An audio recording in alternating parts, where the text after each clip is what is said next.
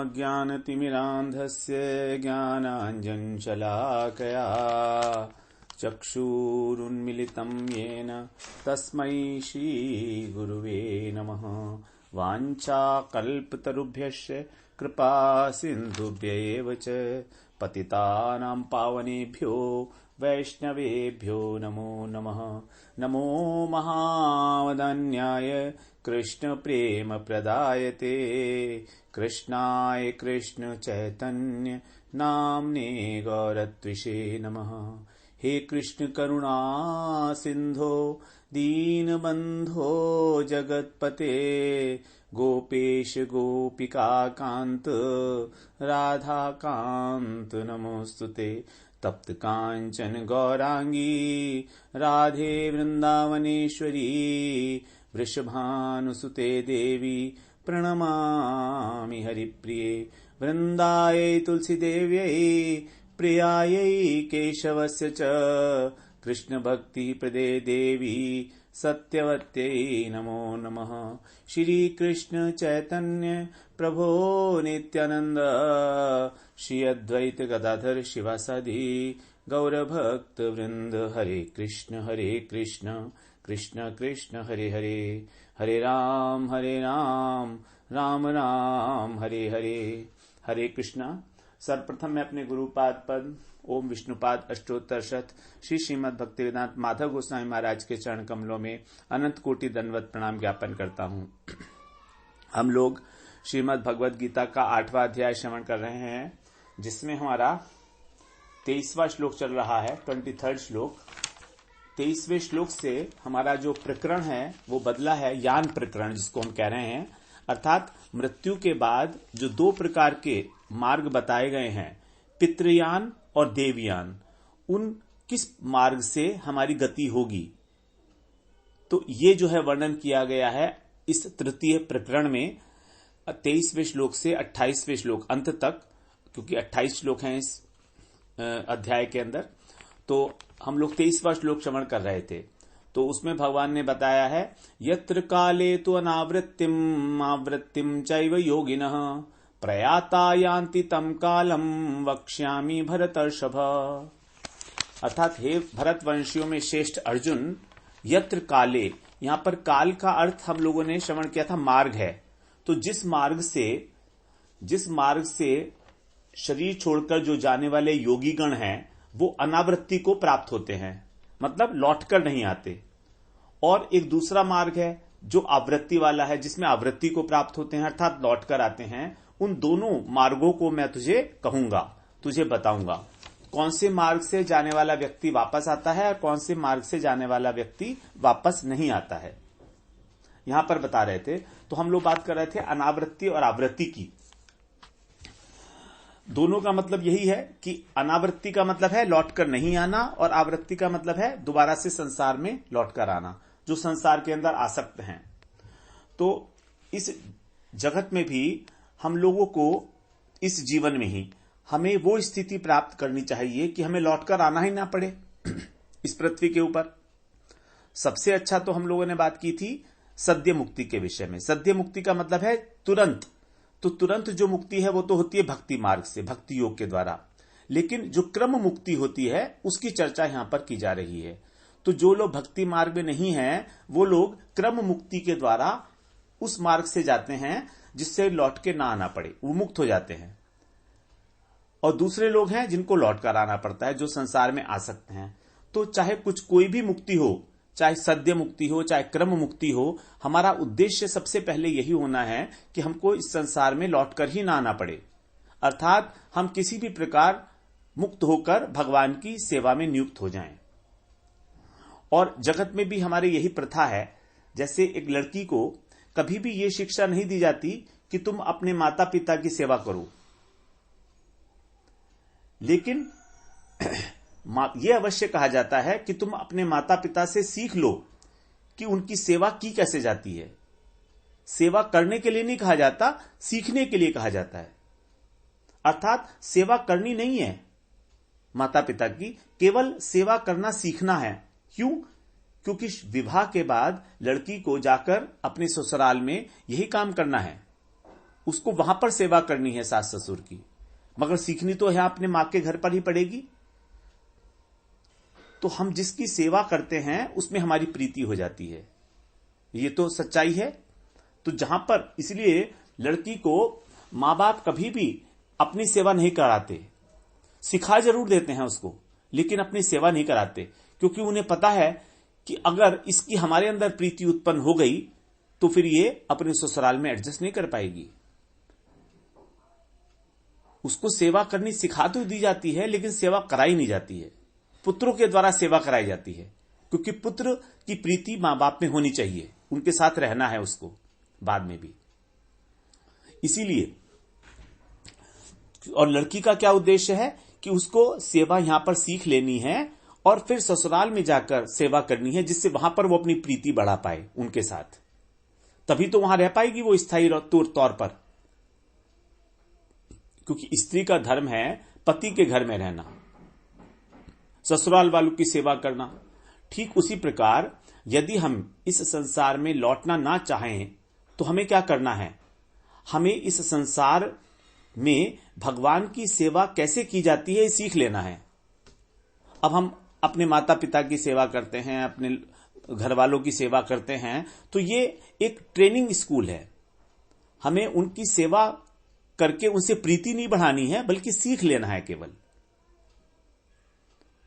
तो संसार में सेवा करनी नहीं है, सेवा सीखनी है। क्योंकि अगर संसार में सेवा की तो संसार से प्रीति हो जाएगी और फिर लौटकर आना पड़ेगा।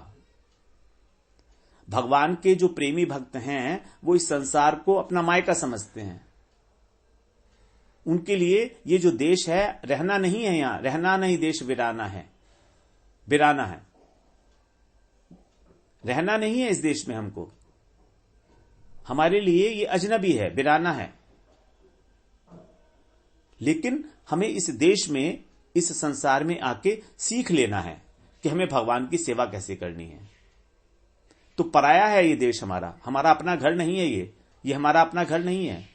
हम यहां पर सिर्फ सीखने के लिए आए हैं, ट्रेनिंग स्कूल है हमारा।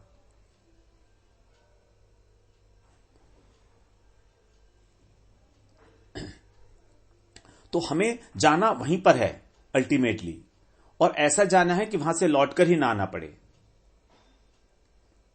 तो हमें यहां आके भी उन्हीं का संग करना है जो हमारे प्रियतम के, हमारे भगवान के अपने, उनके निज जन हैं, उनके प्रेमी हैं, जो हमें उस लोक की बात बताते हैं, उस वैकुंठ लोक की सूचना देते हैं, हमको उसके बारे में बताते हैं कि भगवान का क्या स्वभाव है, भगवान का क्या स्वभाव है, वो अपने परिकरों के साथ किस प्रकार से लीलाएं करते हैं।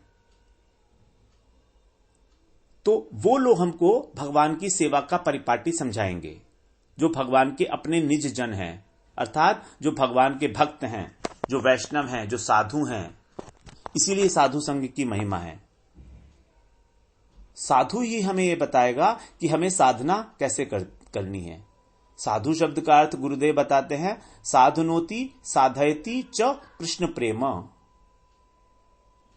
साधुनोति साधयति, जो लोगों को साधना में लगाता है, उनको साधता है और स्वयं भी साधना करता है। साधुनोति साधयति च कृष्ण प्रेम। किस चीज की साधना है? कृष्ण प्रेम की साधना है। जैसे एक बैल होता है, तो बैल जो है बड़ा तेज होता है, उसको संभालना बड़ा मुश्किल है, तो उसको साधना पड़ता है, उसको साधना पड़ता है। तो साधु जो है वो हमको साधता है, स्वयं तो सधता ही है और हमको भी साधता है, हमको भी साधन कराता है कृष्ण प्रेम के लिए।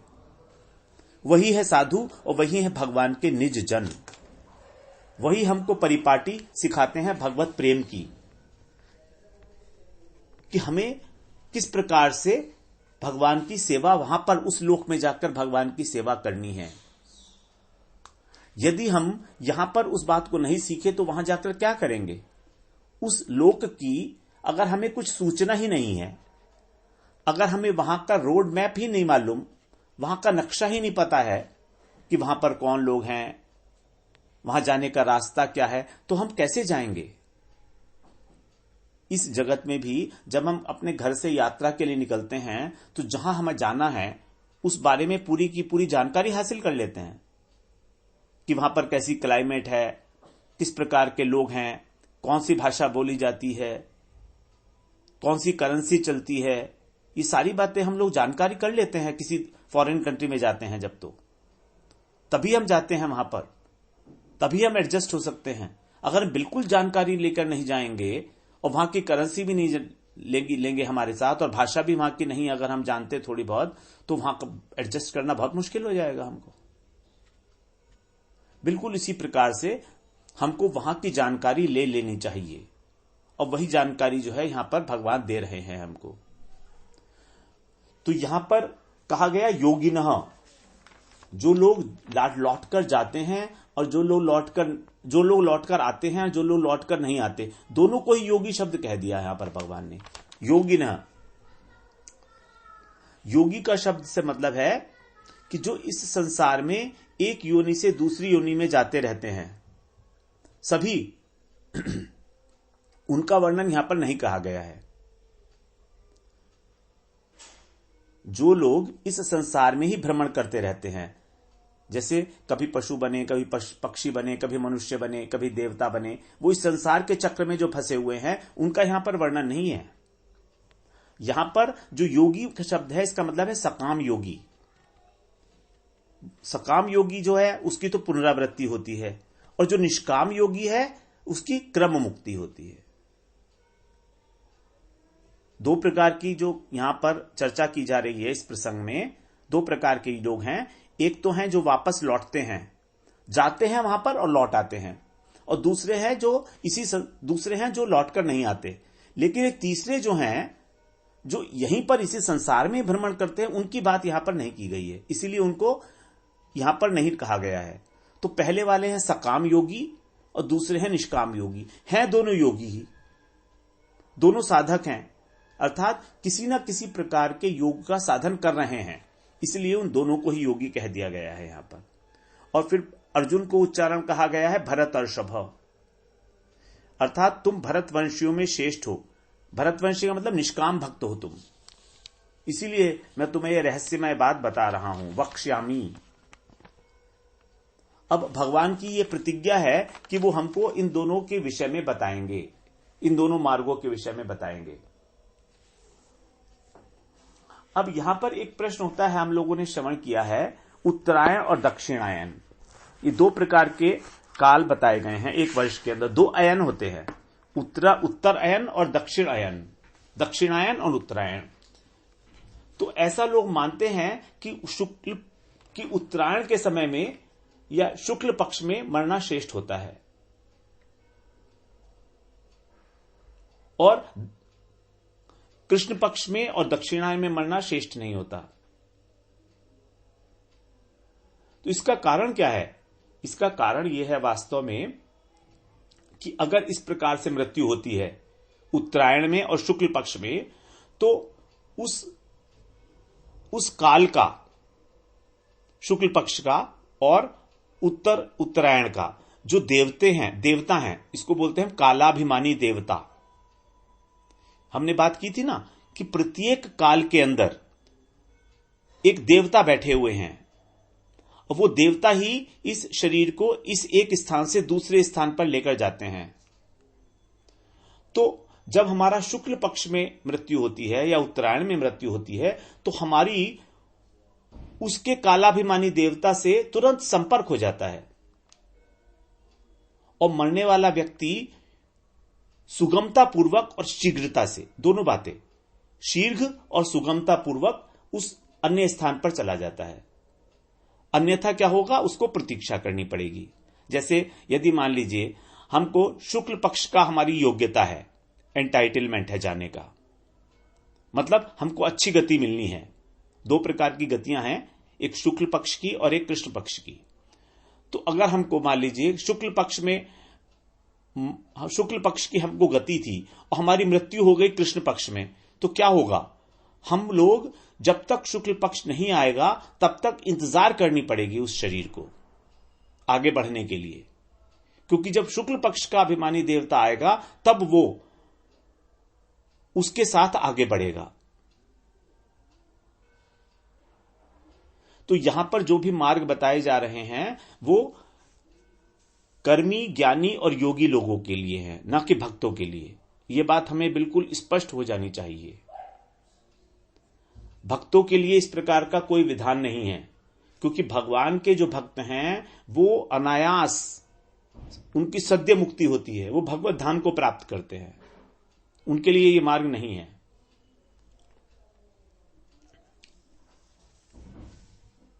तो जो दो प्रकार के मार्ग बताए थे, पितृयान और देवयान, तो देवयान वाले जो हैं वो लौटकर नहीं आते और पितृयान से गए हुए मार्ग से लौटकर आते हैं।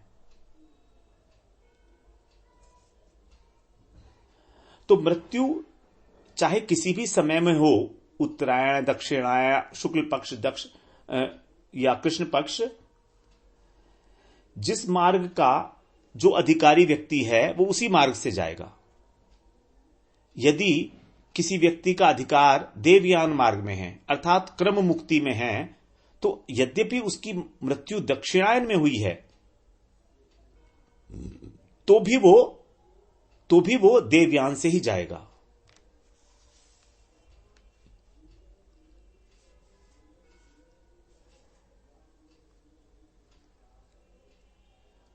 उसको क्या होगा, उतने समय तक इंतजार करनी पड़ेगी, बस इतना।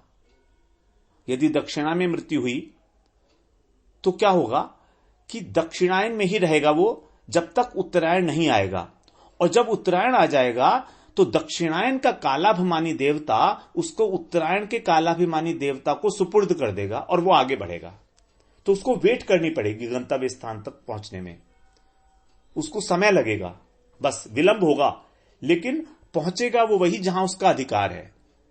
इसीलिए समय का महत्व नहीं है, समय का महत्व नहीं है। समय का इतना ही महत्व है, इतनी ही उसकी वैल्यू है कि यदि वो व्यक्ति जो अधिकारी है शुक्ल पक्ष का या उत्तरायण का, वो अगर कृष्ण पक्ष में और दक्षिणायन में मृत्यु को प्राप्त होता है तो उसको शुक्ल पक्ष के आने वाले समय की और उत्तरायण जब शुरू होगा तब तक की इंतजार करनी पड़ेगी, विलंब हो जाएगा इसलिए उसको वहां पहुंचने में। इस विषय में एक प्रश्न जो हमारे सबके मन में आता है, जनरली स्पीकिंग, इस विषय के अंदर उसकी हम लोग चर्चा करते हैं तो थोड़ा स्पष्ट हो जाएगी ये बात। जैसे भीष्म पितामह की मृत्यु दक्षिणायन में हो गई थी और भीष्म पितामह को इच्छा मृत्यु का वरदान था। अब भीष्म पितामह ने ये चुना कि मैं अपने शरीर को इस दक्षिणायन में नहीं छोड़ूंगा, मैं वेट करूंगा, प्रतीक्षा करूंगा।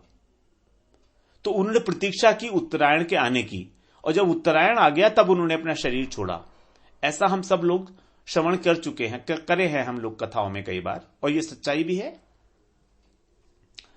इसका कारण यह है, उन्होंने इंतजार क्यों किया?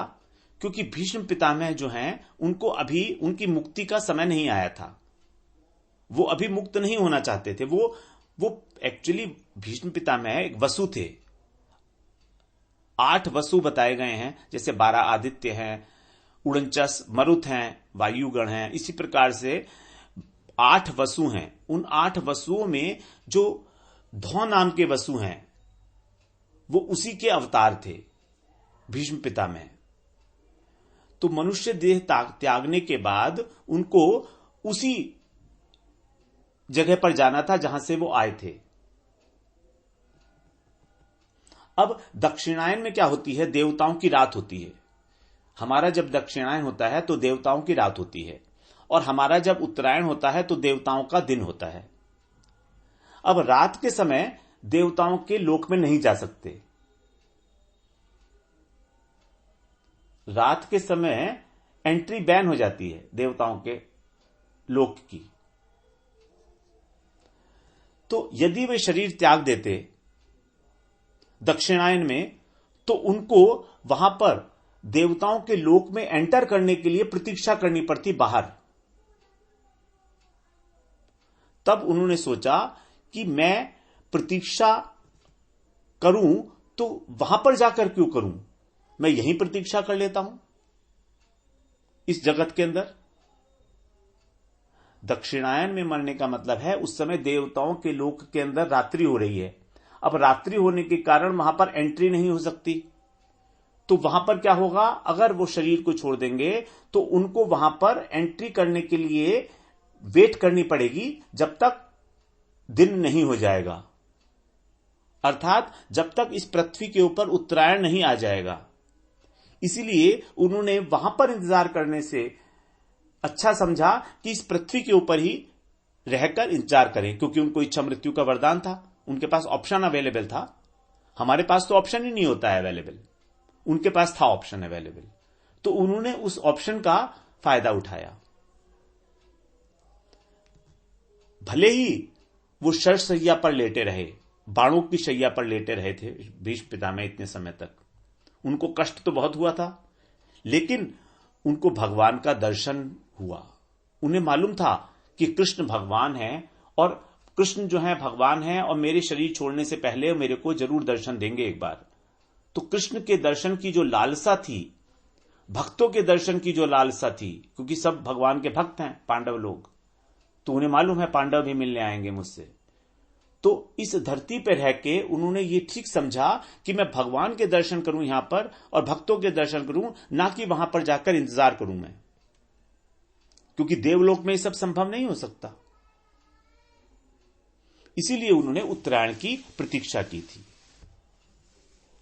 यही एक कारण है कि भीष्म पितामह ने उत्तरायण की आने तक की प्रतीक्षा की थी और शरीर अपना नहीं छोड़ा था। इसका यह कारण नहीं था कि अगर दक्षिणायन में शरीर छोड़ देते तो मुक्त नहीं होते या देवलोक में नहीं जा सकते थे, ऐसा नहीं है। जिनका जहां पर एंटाइटलमेंट है, जो जहां जिसका अधिकार है, वो पहुंचेगा तो वही, लेकिन वहां उसको इंतजार करनी पड़ेगी, बस इतना। तो भीष्म पितामह की बात से यह बात थोड़ी स्पष्ट हो जाती है हम लोगों को कि किस प्रकार से गति होती है, हमारा जो रास्ता है वो कैसे आगे बढ़ते हैं हम लोग मृत्यु के बाद।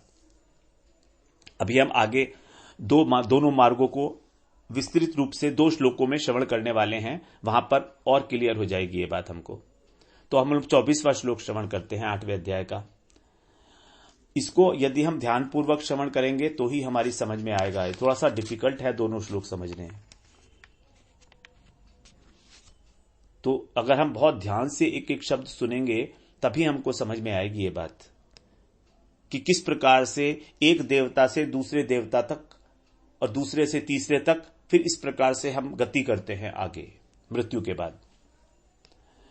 तो 24वें श्लोक में भगवान बता रहे हैं, अग्निर्ज्योतिरः शुक्लः षड्मासा उत्तरायणम तत्र प्रयाता गच्छन्ति ब्रह्म ब्रह्मविदो जनः।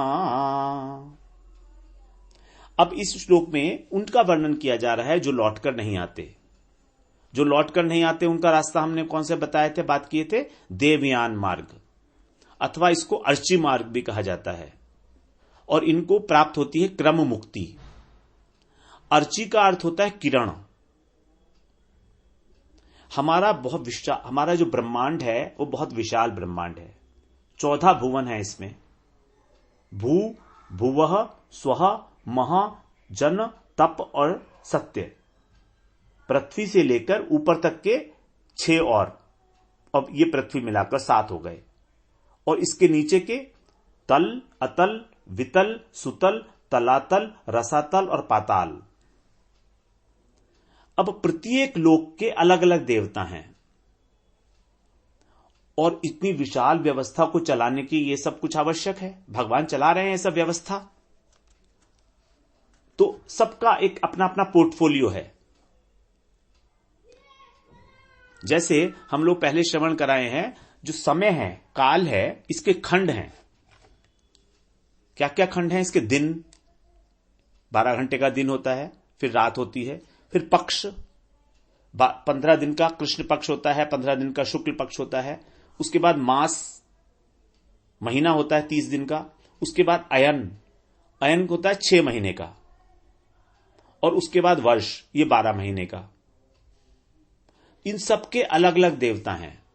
दिन का देवता अलग है, रात का देवता अलग है, कृष्ण पक्ष का अलग है, शुक्ल पक्ष का अलग है, प्रत्येक महीने का एक देवता है, प्रत्येक अयन का, उत्तरायण का और दक्षिणायन का देवता है, और वर्ष के देवता है। इन सब का वर्णन मिलता है उपनिषदों में। छांदोग्य उपनिषद में, बृहद आरण्यक उपनिषद में इसका वर्णन मिलता है। सभी को इस संसार छोड़ना है। केवल मनुष्य शरीर में ही हम लोग योग के लिए साधन कर सकते हैं, अपने कल्याण के लिए। चाहे हम कर्म योग का आश्रय लें, चाहे ज्ञान योग का, चाहे ध्यान योग का, और चाहे भक्ति योग का। तो यहां पर जो चर्चा भाग्य हम कर रहे हैं वो कर्म योगी, ज्ञान योगी और ध्यान योगी के विषय में हो रही है।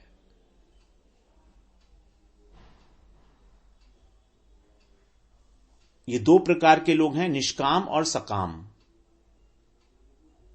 जिनकी सकाम, जिनकी इच्छाएं हैं, और जो निष्काम है, जिनकी इच्छाएं नहीं हैं। तो निष्काम योगी जो है वो क्रम मुक्ति का अधिकारी हो जाता है, और सकाम व्यक्ति जो है वो अपनी कामना वासना के कारण संसार में वापस आता है।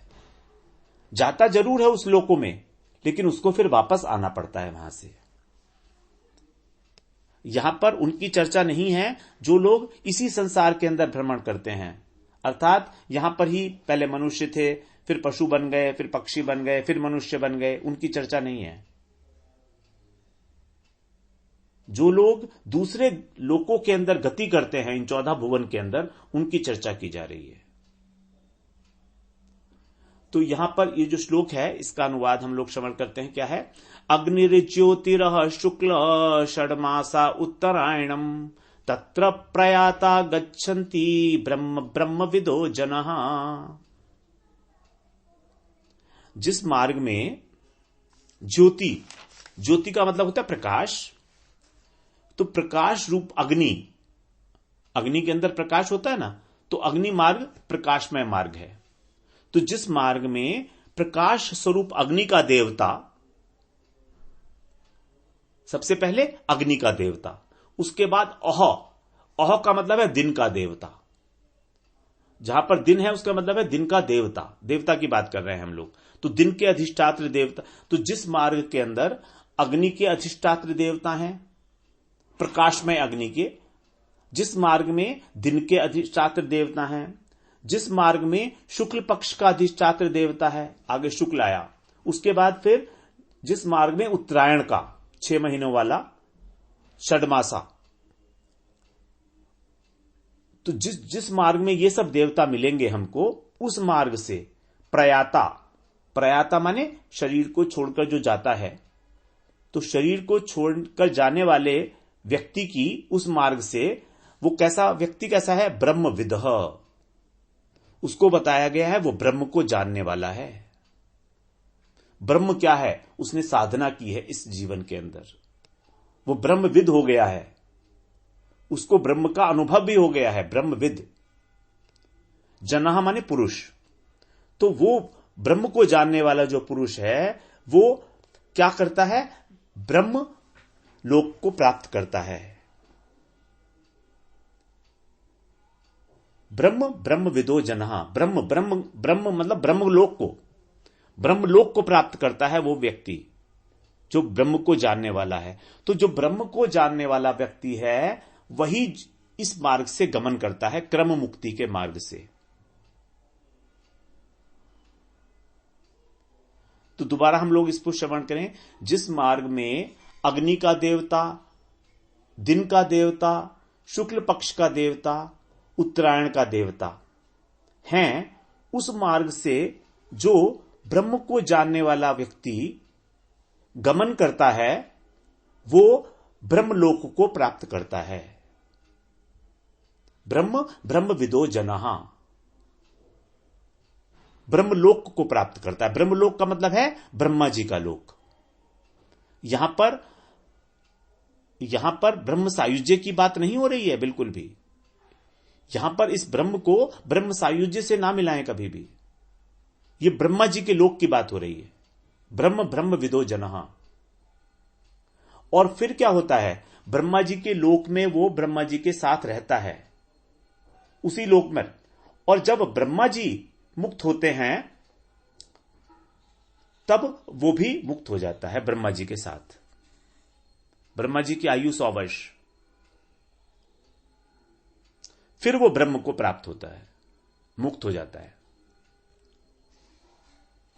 अब यहां पर हम लोग बात करते हैं सबसे पहले अग्नि, अग्नि का देवता। तो हम लोग इसकी चर्चा फिर अगली बार डिटेल में करते हैं कि किस प्रकार से मार्ग के अभिमानी देवता मिलते हैं और कैसे कैसे होता है। वांछा कल्पतरुभ्यश्च कृपा सिंधुभ्य एव च पतितानां पावनेभ्यो वैष्णवेभ्यो नमो नमः।